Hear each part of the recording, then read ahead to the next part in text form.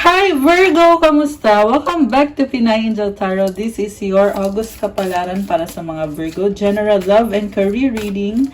Tingnan natin ang energies connected sa'yo ngayon. Kamusta kayo guys? Comment present mga Virgo. Kuha muna ako ng mga unang cards. Tingnan natin ang mensahe para sa'yo. Comment present para alam kong nanonood kayo. Okay, so, meron kang, I recognize that I have chosen fear and I choose again, I choose love. Okay, natatakot ka sa isang sitwasyon, pero pwede mo namang piliin na magmahal. Parang sinasabi sa'yo, wag mo munang i-let go, Virgo. Meron, nafe-feel ako dito na merong blockage. Kita mo yung kulay, very dark. Kailangan mong i-process itong situation na to. Pinangungunahan ka ng takot, pero ang sinasabi sa'yo, piliin mo ang magmahal. Next card mo, healthy choices. Thank you, angels, for guiding me to make healthy decisions. So, mahalaga sa'yo ang health ngayon. Sa totoo lang, hindi lang yan sa physical na kalusugan, but ganun na din sa mga choices na ginagawa mo or sa mga desisyon. Kita mo, meron siyang wings, parang nagtatransform ka dito. You need to improve yourself at mukhang papunta ka na rin sa growth and ayun, nag-i-improve ka ngayon. Okay. Mas healthy na yung mga desisyon na ginagawa mo. Give thanks for the blessings of love soon to come your way. Know that you deserve to be and have all that your heart truly desires. Meron daw paparating na blessing sa love. Ayan, very nice. Deserve mo na magkaroon ng pagmamahal at kung ano ang happiness mo. Deserve mo yan. Tandaan mo yan. Mga blessings yan, kaya hindi mo mapipigilan. Papasok at papasok sa buhay mo. Itong mga blessings na to. So from the tarot, tingnan natin. Ano ang mga energies connected kay Virgo sa love life ni Virgo? Ano mga paparating na energies sa love life ni Virgo? Okay, ito. Unang card mo, Ace of Wands. This is about following your heart. New beginning. Kaya naman pala nakakaramdam ka ng takot kasi gusto mong gawin to. Kaya natatakot ka. Bagong-bago din sa'yo to eh. So, may posibilidad na mag-fail yung connection or yung relationship. The devil at the bottom of the deck. For some reason, hindi ka makagalaw, merong pumipigil sa'yo. Or yan yung nasa isip mo. Pero pwede mo namang i-overcome yan eh. May nakita din akong bad habits or codependency. So, kumbaga parang feeling mo hindi ka makakapag-function ng mabuti pag wala yung taong yan. Ayan, ganun yung pakiramdam mo. Pero tingnan natin. Yung next card, the Magician, ready ka na. Nine of Pentacles. Again, very independent ka dito. Inaayos mo yung sarili mo. Ang lakas na confidence mo. Nagmamanifest ka. Wow. Lakas ng loob mo ngayon, Virgo. Na-attract mo din yung blessings, yung prosperity. Page of Pentacles and the Three of Swords. Yung walang merong humahad lang dito, guys, na gumugulo sa isip mo. Ano kaya yan? Parang gusto mong kumonek sa taong yan. Oh, kaya 50-50 ka, Two of Pentacles. Tinatry mo pero pabalik-balik. Pabalik-balik ka. Mamaya gusto mo and then after a little while, parang ayaw mo na.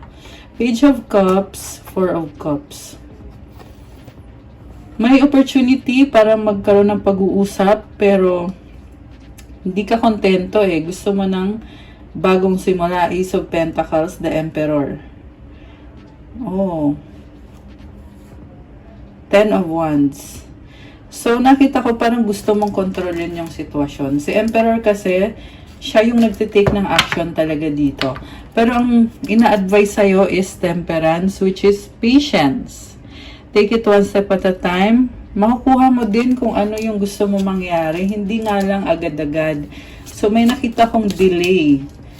Kailangan mag-adjust, Virgo. Huwag magmadali. Okay. So, verify pa natin. Sa ngayon, ikaw yung may masculine energy. Hermit, 8 of Swords, 4 of Pentacles. So, ikaw tong Hermit. Si Virgo kasi, mahilig yan mag-aral. At focus mo ay nasa sarili mo. Pero, andito ulit yung feeling na parang may pumipigil sa'yo, lalo na sa pag-iisip mo. Iniisip mo kasi na may balakid, kaya ka nag-iingat, ayaw mong ibigay lahat or ayaw mong mag-take ng risk. Uy, 2:22 on the clock. Oh my gosh. Parang sinasabi sa'yo na go with the flow lang. Huwag mong pangunahan. Okay. So, tingnan natin ano naman ngayon ang energies ng taong connected sa'yo. The Star, Knight of Pentacles, and the Nine of Cups. Baka may kadikang Aquarius or meron din dito Earth sign, Capricorn, Taurus, Virgo, Water sign, Cancer, Pisces, Scorpio. Although this can be any sign. So, may nakita kong energy dito na someone na inaayos niya yung sarili niya para sa long-term na happiness. Meron pa siyang hinihintay na mga blessings na dumating sa buhay niya.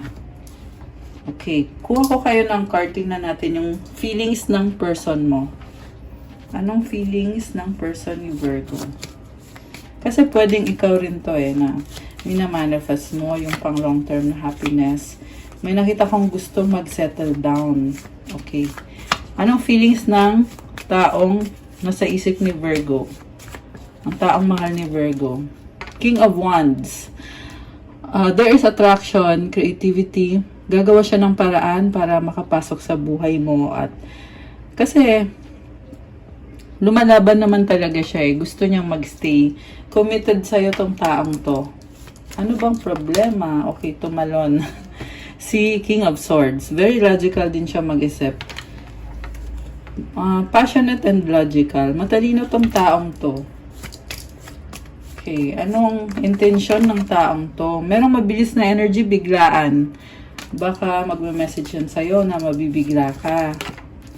Queen of Cups. Magsasabi ng feelings niya sa'yo kasi masaya siya sa'yo at gusto kanyang makasama.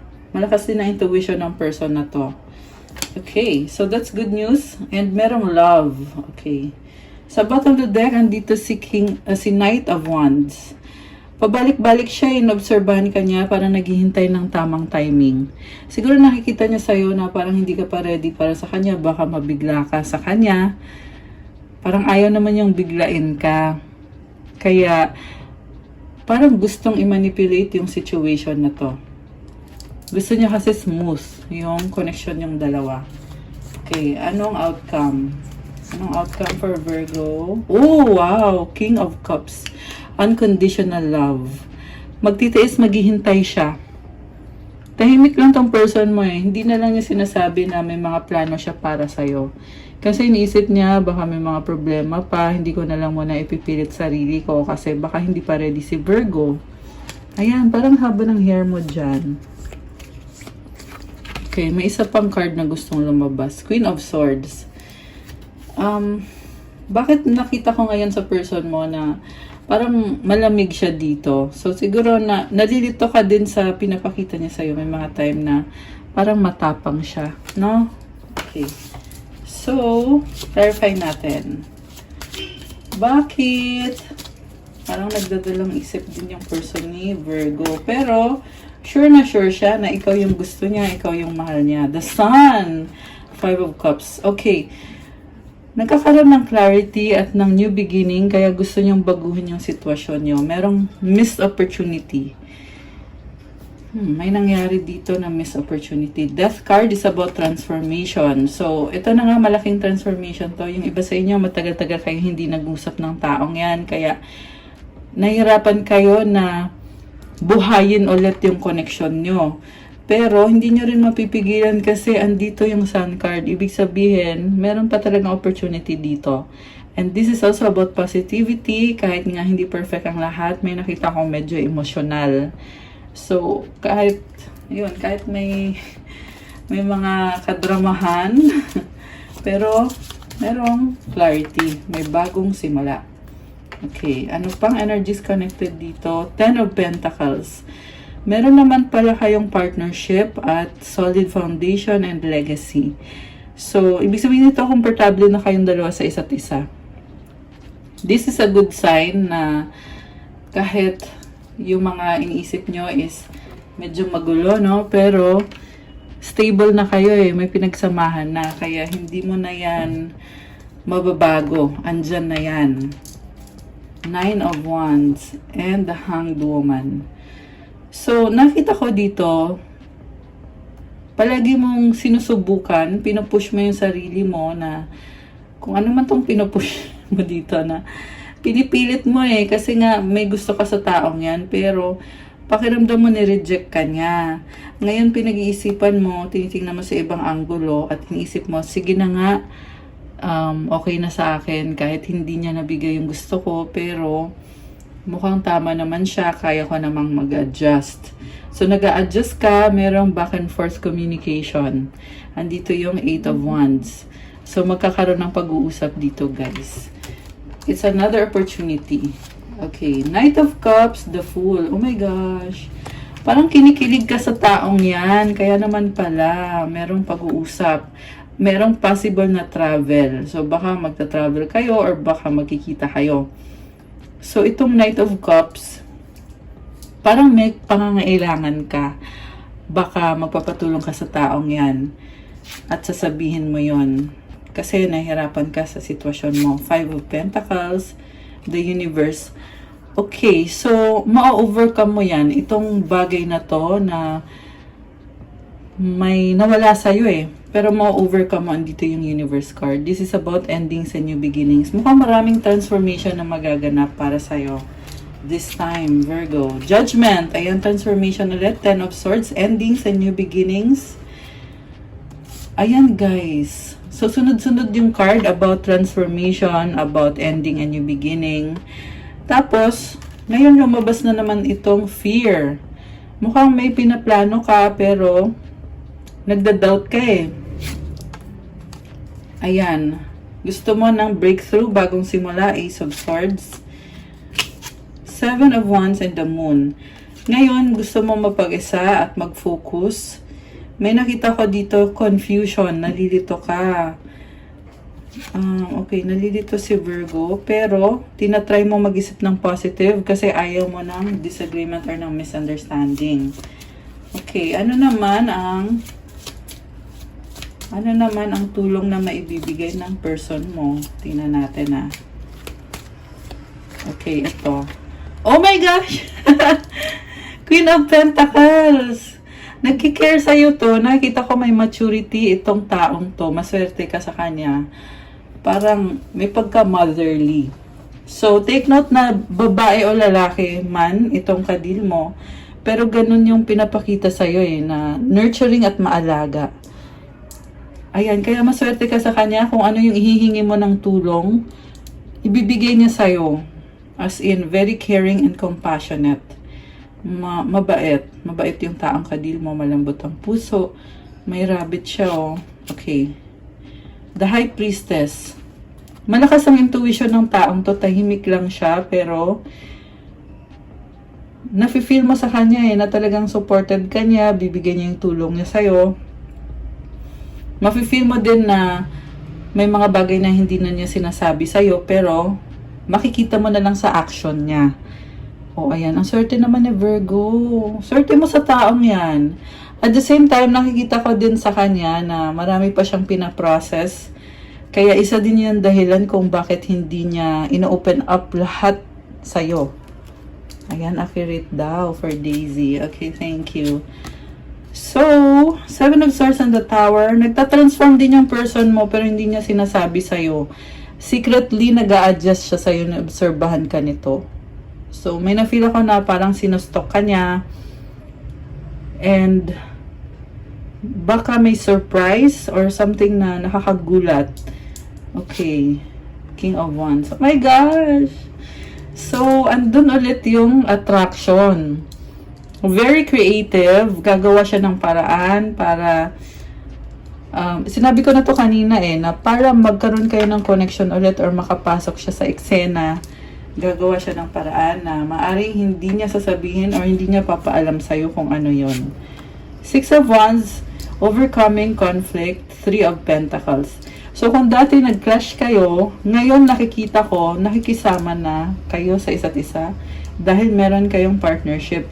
Pareho kayo pinag-aaralan nyo eh. Ano ba ang magandang gawin or ano bang nakakabuti para sa sitwasyon na to, ganito, ganyan. So, support nyo yung isa't isa. Ayan, nakakatuwa.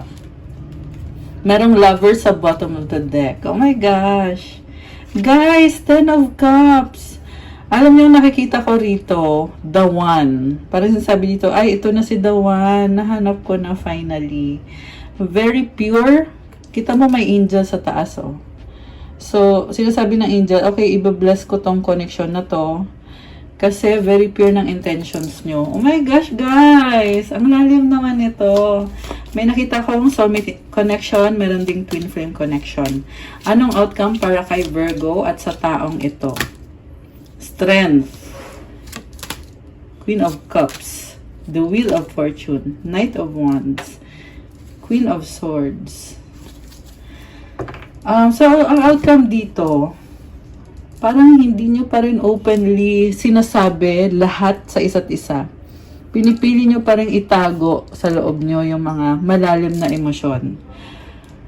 Pero guys, nagkakaroon ng improvement yung sitwasyon. Meron yung person kanina na parang gustong lumapit sa'yo pero nagdadalawang isip. Nakikita ko ulit na ito na naman siya. Babalik na naman, bago na naman. May pasurpresa na naman sa'yo to. Kasi ito ulit, oh. Umulit lang eh. Si Queen of Cups, tsaka si Knight of Wands. Baka may ka-deal kayong Leo energy, or Water sign, Cancer, Pisces, Scorpio, or Sagittarius energy. This can be any sign naman. So, ito magbabalik siya ulit, magdadala ng another blessing, another surprise. Wheel of Fortune is also about expansion and growth. So, nakakatuwa. Ang daming ganap, guys. Para kay Virgo. Ano mga gustong sabihin sa'yo ng taong yan na hindi niya masasabi? Tingnan natin. Anong mga gustong sabihin? Uy, ito malon. Okay, ito. Oy, ayoko. Bakit? Sandali. Balik natin yung ibang cards. Pero ito, oh. Nababaliw sa'yo in love. Ayan. Okay. Parang ayaw sabihin. Oh my gosh. Oo, lumabas na to kanina sa tarot cards. Oh my gosh! Mahal kita. I love you. Ayan, naloka ko doon ah. So, ayan na ha. Lumabas yung mahal kita. I love you. Oh my gosh, babe. Baka yan yung tawag sa'yo or tawagan yung dalawa. Muling ibalik second chance. Ito, para sa mga nagtatanong kung magkakaayos ba, yes, merong second chance. Pero syempre, gagawa nyo pa rin ng effort yan. Di porket lumabas sa reading, ayun na yun. Kailangan talagang i-work out ninyo. Mag-usap kayo, magplano kayo, ganon. I-clarify nyo yung mga bagay-bagay. Syempre, pakiramdaman nyo din yung isa't isa. Wow, guys! Itong yes, yes, yes, ibig sabihin wish granted. Kung ano man yung minamanifest nyo dito sa connection na yan, yes ang kasagutan. Okay, last one. Money issue, work. Okay, sino kaya sa inyo ang merong money issue or work issue? Ikaw lang, loyal. Feeling ko ikaw yun. Ikaw yung merong money issue na yun. Pero okay lang yan, guys. Nakita ko naman very practical ka, kaya malalampasan mo yan at andito naman yung person para tumulong at sumuporta sa'yo, Virgo. Ano pa mga energies connected kay Virgo? Ito, gamitin natin itong kulay pink din. Okay, ano pa palang mga gustong sabihin ng person ni Virgo? Ano pa? Ito. Oh my gosh! I love you unconditionally. So, kanina may mahal kita. Ngayon naman, I love you unconditionally. You don't know how hard it was to let you go. One more. You and I were too young. Last one. Ay, tumalon siya ha. I wish I could share my good news with you. Isa pa nga, you are the best thing in my life. Alam mo, parang bilib na bilib sa'yo yung taong yan, no? Grabe. Okay, anong advice sa mga Virgo viewers natin? Ayan, advice card. Oh my gosh, bakit loneliness? Kuha tayo ng isa pa kasi gusto din lumabas ng isang to. So, merong loneliness tsaka money. Basahin natin, guys. When you stop fearing your aloneness, you stop settling for less than you deserve. I embrace and love my solitude, and that's when kindred spirits can finally come. Huwag ka daw matakot mag-isa. I-embrace mo daw yung solitude mo. Kasi magugulat ka na lang, napapasok na lang sa buhay mo yung mga taong meant para sa'yo. Huwag ka matakot mag-isa. Okay? Kasi binibigay naman sa'yo ni universe kung sino yung nararapat para sa'yo. All my finances are now in divine order. Love itself knows my needs and is the source for all. I needn't cling to gain or fear loss. Every need will be met through offering all to the divine. I-offer mo daw yung finances mo at lahat ng effort na ginagawa mo. I-offer mo kay God kasi lahat ng pangangailangan mo ay matutuganan or mabibigyan ng kasagutan. Wow! Ayun naman pala, oh. Okay naman pala eh. So, okay Virgo, that's all for your August Kapalaran. Thank you for watching. Ngayon, kailangan ko yung mga likes nyo. Comment kung nag-resonate ba. Remember na yung mga maraming comments, likes, ay ginagawa ng bonus reading. Hit the notification bell, subscribe. For private reading, may bayad po yun. You can book one. Tingnan nyo na lang sa description box kung saan kayo pwedeng mag-message para mas mabilis, syempre, sa Viber or sa WhatsApp. And check out my Instagram. May mga crystals na alagang-alaga ko yan. Meron niyang special prayers to enhance the energy. Marami at iba-iba. Yung bestseller is yung pampatanggal ng stress, pampakalma, at pang-attract ng love. Pero meron din tayong pang-attract ng money.